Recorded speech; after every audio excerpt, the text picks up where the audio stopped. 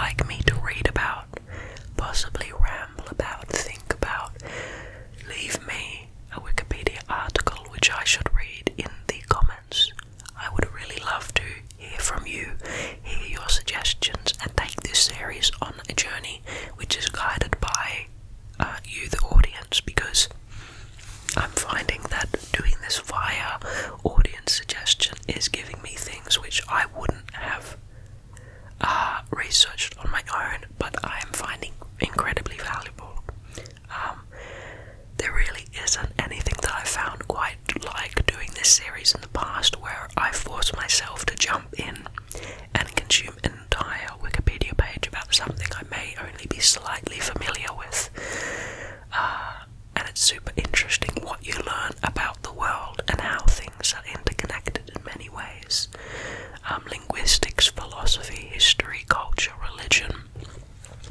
It's interesting to see the spread of it all, and how it's intertangled in different ideas and motifs.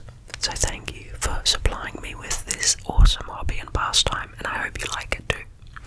Now, if you haven't, please remember to like the video, help get me higher up in my search ranking so that I can, get more followers and use any extra income that I get from the channel to upgrade my production value, which of course would be epic and allow me more time to make more high quality videos.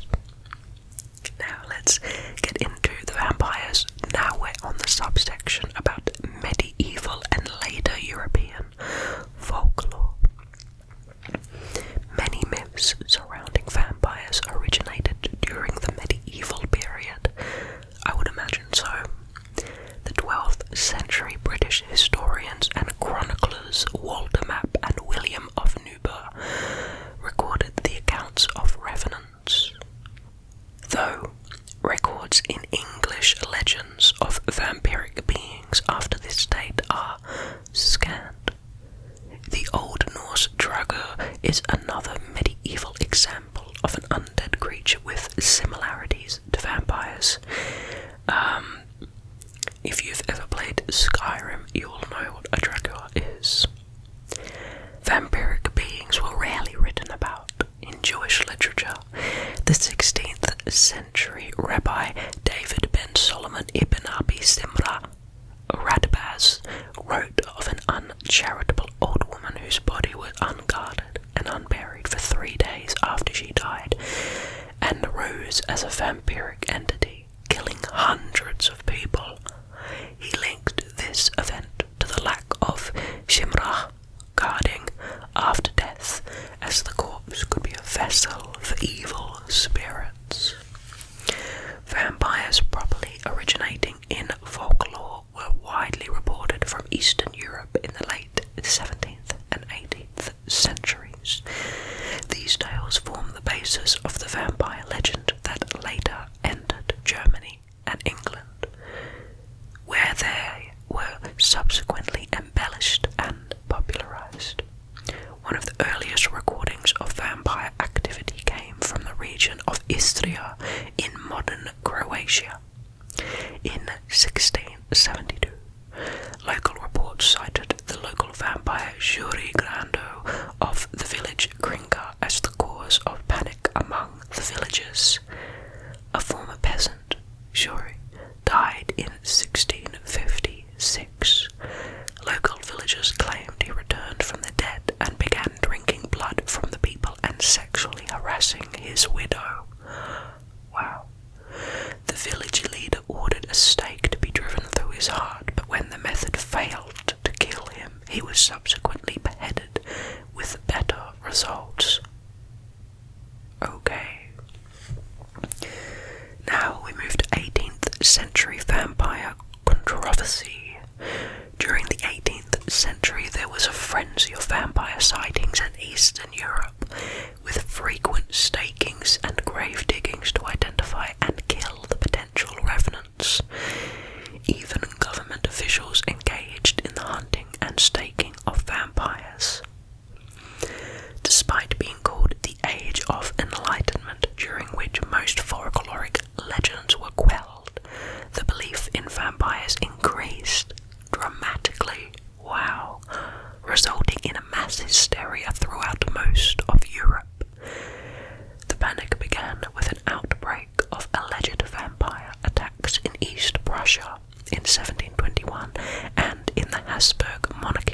1725 to 1734, which spread to other localities. Two infamous vampire cases, the first to be officially recorded, involved the corpses of Petar Blagojevic and Milos Cesar from Serbia.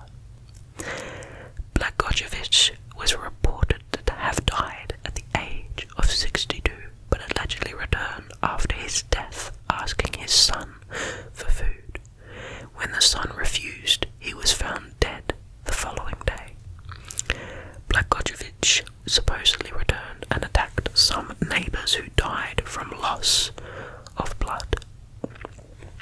In the second case, Milos, an ex-soldier turned farmer who allegedly was attacked by a vampire years before, died while haying. After his death, people began to die in the surrounding area, and it was widely believed that Milos had returned to prey on his neighbours. Another infamous Serbian vampire legend recounts the story of a certain Sava Savanovic, who lives in a watermill and kills and drinks the blood from the millers. The character was later used in a story written by Serbian writer Milovan Lisic, and in the Yugoslav 1973 horror film Lep Trikia, inspired by the story. The two incidents were well documented.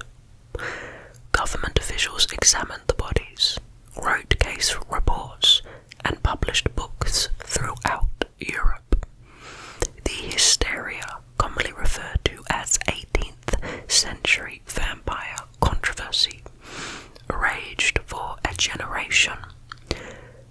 The problem was exacerbated by rural epidemics of so-called vampire attacks, undoubtedly caused by the high amount of superstition that was present in village communities, with locals digging up bodies and in some cases staking them. Now, let's talk about dissertations on vampirology. Wow, that's an interesting thing to have a dissertation on.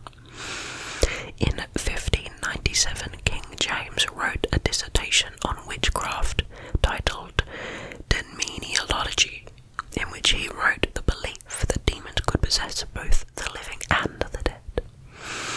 Within his classification of demons, he explained the concept through the notion that incubi and succubi could possess the corpses of the deceased and walk the earth. As the devil borrows a dead body, it would seem so visibly and naturally to any man who converses with them that any substance within the body would remain intolerably cold to others, which they abuse. In 1645, the Greek librarian of the Vatican, Leo Allatius, produced the first methodological description of the Balkan beliefs in vampires. In his work, De Gregorium Hodi Cordorium Opiniationibus, which is translated to On Certain Modern Opinions About the Greeks. In 1652, the Wallachian Voivode Mattia Basarab passed the first law that mentioned the belief in vampires, called In Treperia Legi. The paragraph contains the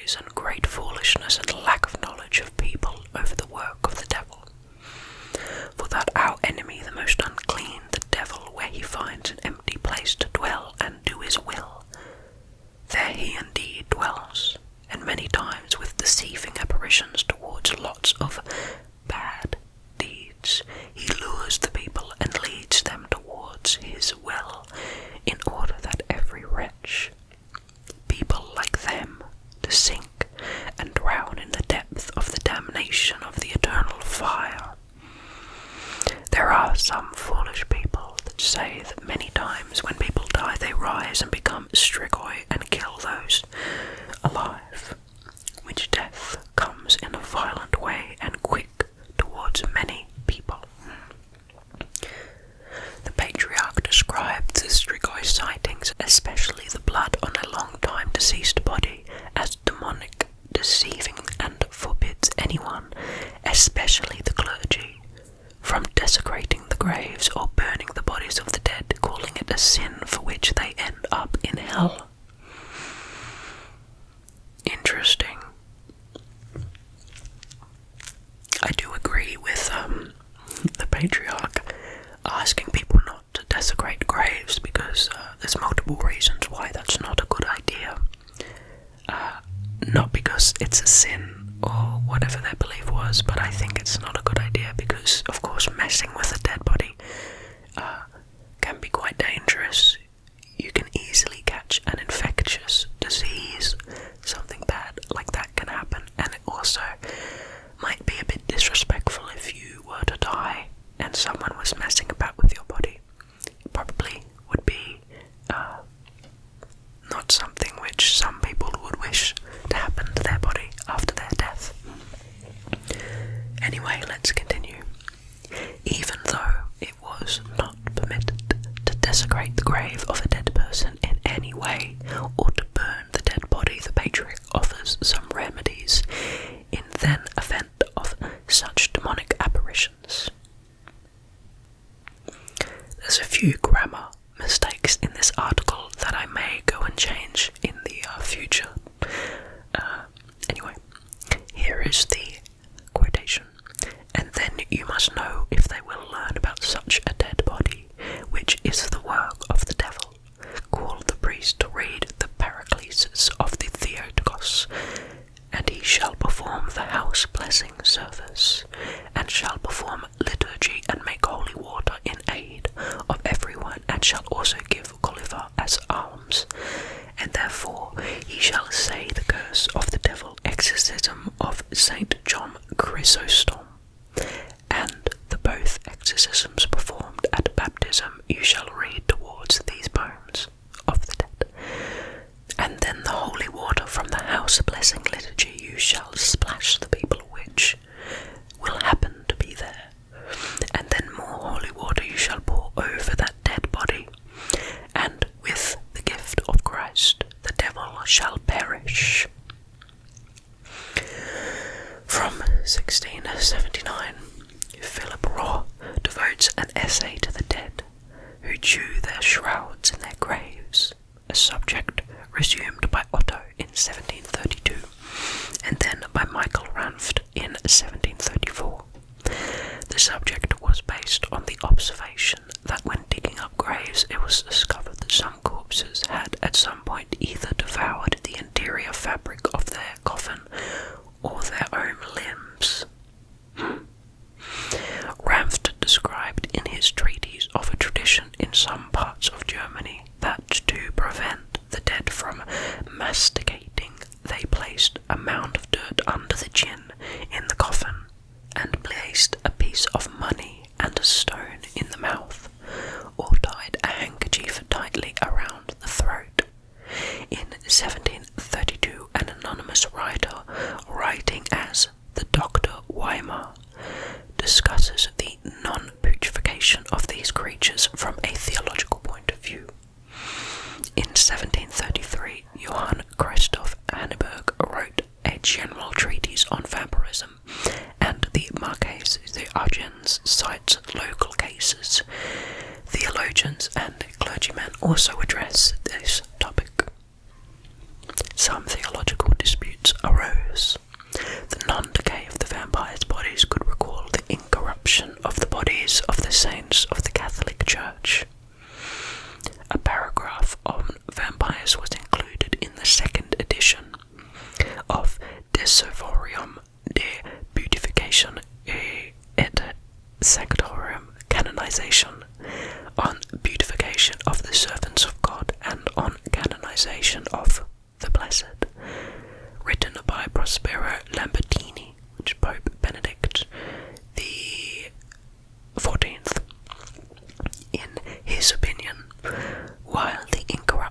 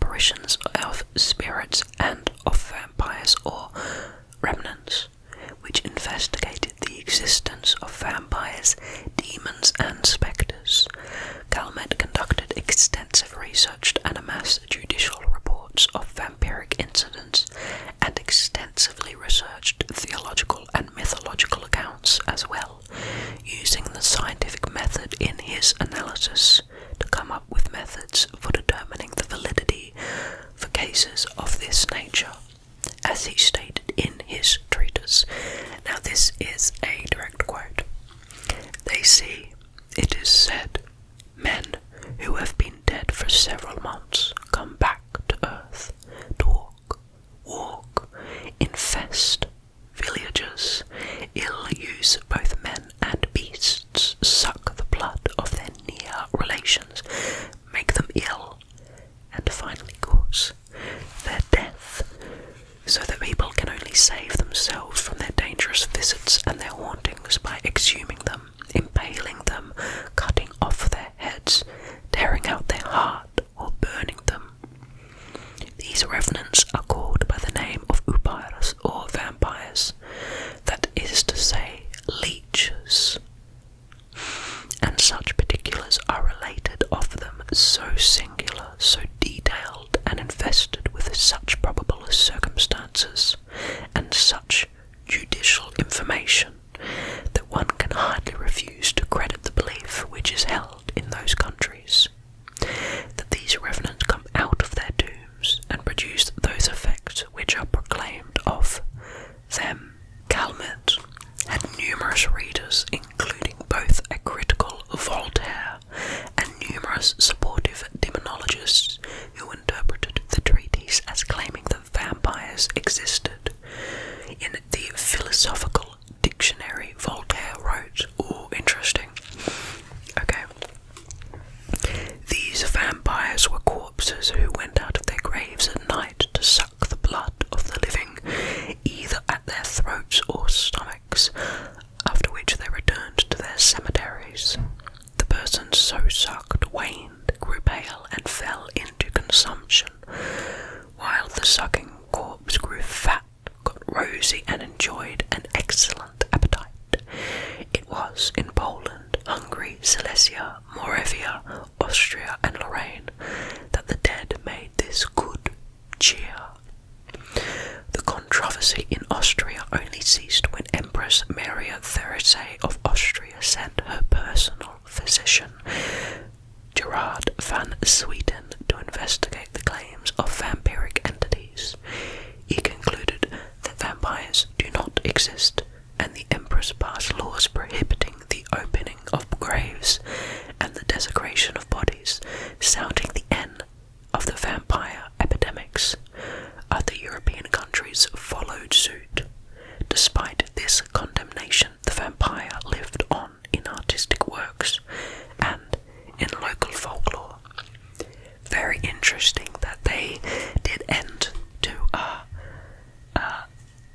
convert and change their laws based on an evidence-based assessment of the situation in the end, even given after it was some period, after the start of the Age of Enlightenment. Now, let's have a look at non-European beliefs of vampires. Beings having many of the attributes of the European vampires appear in the folklore of Africa, Asia, North and South America, and India. Classified as vampires, all share the thirst for blood. Starting with Africa, various regions of Africa have folk tales featuring beings with vampiric abilities. In West Africa, the Ashtani people tell of the iron-toothed and tree-dwelling Asabossam, and the Uwe people of the Atsi, which can take the form of a firefly and hunts children. Wow, that's an interesting one. The Eastern Cape region has the Impiondulu, which can take the form of a large taloned bird and can summon thunder and lightning. And the Betsilo people of Madagascar tell of the Ramanga, an outlaw or living vampire who drinks the blood and eats the nail clippings of nobles. Interesting and very random. The Americas. The Lugaru is an example of how vampiric belief can result from a combination of beliefs. Here, a mixture of French and and African vodou or voodoo. The term loup-garou probably comes from the French loup-garou, meaning werewolf, and is common in the culture of Mauritius. The stories of the loup-garou are widespread through the Caribbean islands and Louisiana, and in the United States.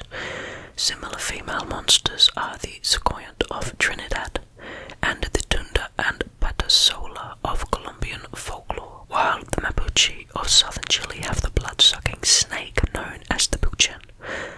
Aloe vera, hung backwards behind or near a door, was thought to ward off vampiric beings in South American folklore.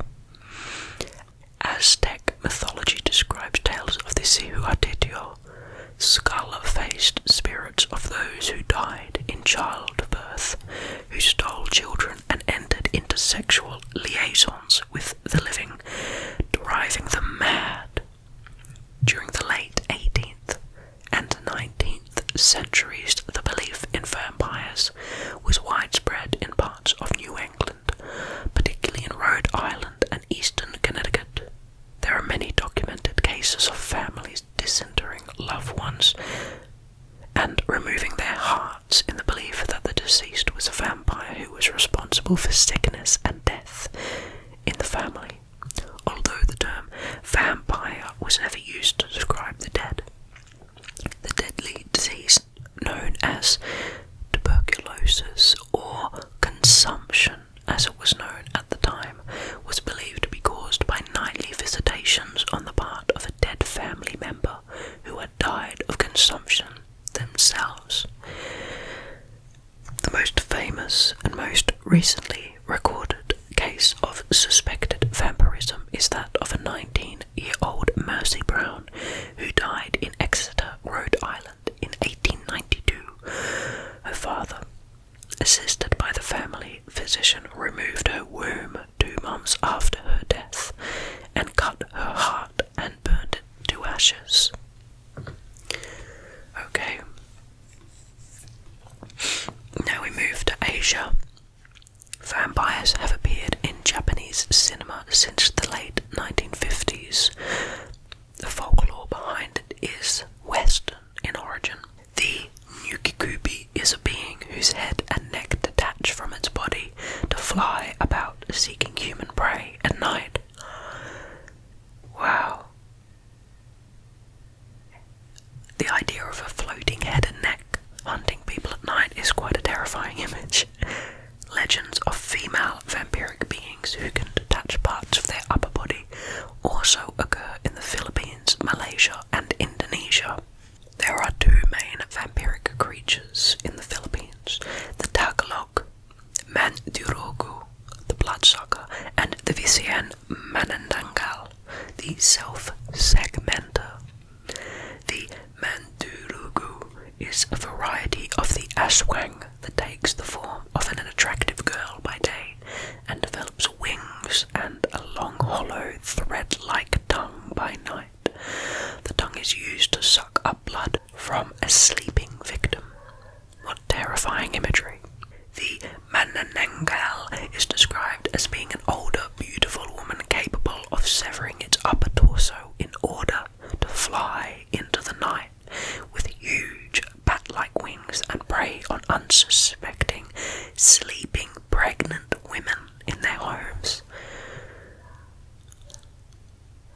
They use an elongated, proboscis-like tongue to suck fetuses from these pregnant women. They also prefer to eat entrails, specifically the heart and the liver, and the phlegm of sick people. Whoa, that's a messed up one. What is that called? Manananggal. And they have a elongated proboscis tongue that goes in and sucks out the fetus. Wow. Goodness me. Wow, Philippines, you have some freaky folklore. The Malaysian Penanggalan is a woman who obtained her beauty through the of black magic or other unnatural means, and is most commonly described in local folklore to be dark or demonic in nature.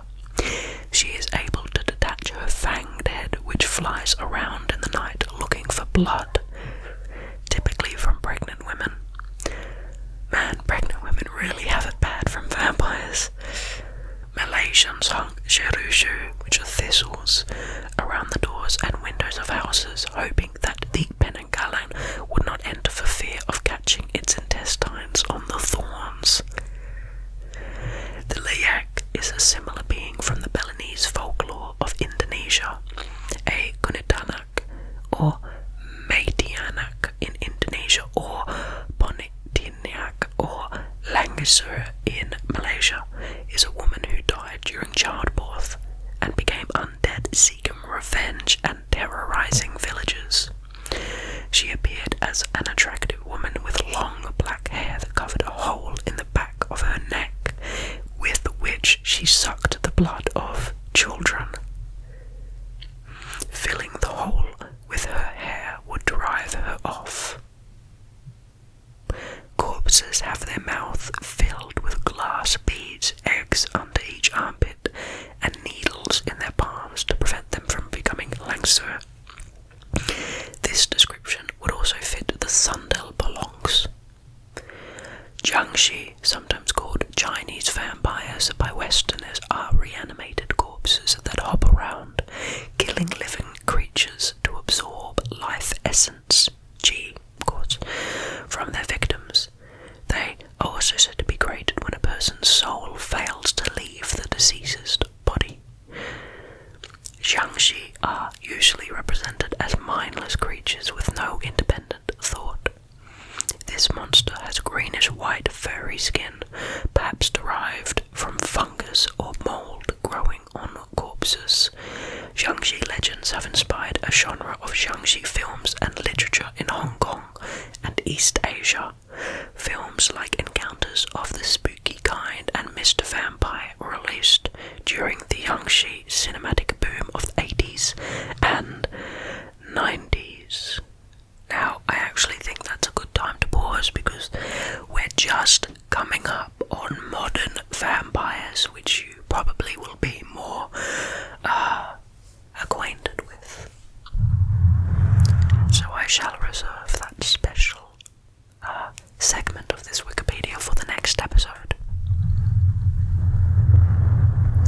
I'm having a lot of fun reading this one. I hope you are too. Some of these folk tales, as I was saying in the first episode, are really much more visceral, grimy, and terrifying and horrific than modern tales tend to be. Especially that one that had that tongue that would suck out fetuses, or the one that sucked children's blood via a hole in the back of their neck. I really wonder how these folk tales evolve into being. Like, if someone was sitting there one day and randomly decided to make up a story about a woman with a hole in the back of her neck that did that, or did it slowly evolve based on multiple different stories, or what happened? They're oddly specific and really terrifying. Anyway, thank you so much for listening